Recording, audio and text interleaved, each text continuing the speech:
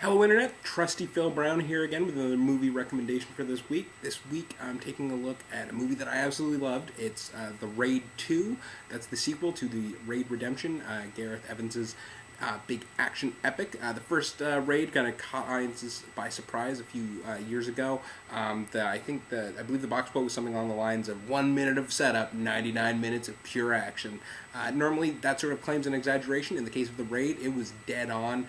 It's one of the most efficient action films I've ever seen, one of the most beautifully crafted as well, within that sort of nasty R-rated level. The sequel is not, it is very good, but not quite as tight and controlled as the last one was. This time, Gareth Evans is sort of, rather than making a claustrophobic, Die Hard style action movie, is focused on making a sort of a crime epic along the lines of The Heat. It's an interesting direction for the franchise to go in. I wouldn't say it's 100% perfectly executed. Again, part of the appeal of the original Raid was how tightly crafted it was. This one, by virtue of the fact it's a crime epic that falls in at 2.5 hours long, is not nearly that way. Also, I find there's a certain element of dark comedy and both indeliberate and deliberate. That's a big part of the pleasure of a Raid or a certain R-rated action movie along this type, because the Raid 2 is trying to be a sort of Heat type drama in addition to being a ridiculous action film. Sometimes the sort of somber setup can get a little dull, can be a little convoluted, and slows things down. However, that being said, the strength of the Raid 2 and the reason why you're going to see it is the action scenes, and they are absolutely astounding. Gareth Evans has sort of lucked out and found this entire sort of community of local Indonesian fighters who he basically can use like his own live action figure props.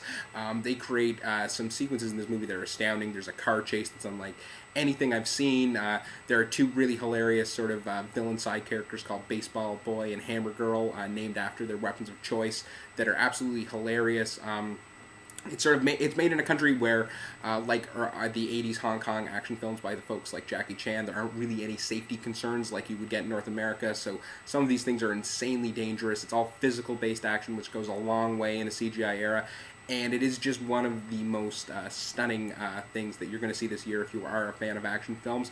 Like I said, it's not as tight or perfectly controlled as the Raid 1 was, but taken on its own terms, it's certainly a blast. The highs are definitely higher than the Raid, and that goes a long way. So, know that it's long. Know that particularly in the first hour, things don't run particularly smoothly, but if you stick to it, the last pretty well 45 minutes to an hour are straight action and absolutely mind-blowing. I find it hard to believe that even with budgets 10 times the size of the Raid 2, we're going to see any action sequences this summer that are as effective as what Gareth Evans has pulled off. So it is definitely a film for action fans to see. If you're squeamish by violence, it is a film to run away from as far as you can, because this is nasty, this is gross, and for someone just as sick as me, I love it. So yeah, this has been a unapologetic cinematic violence lover, Phil Brown, signing off this week for RealTimeRents.com. Thanks.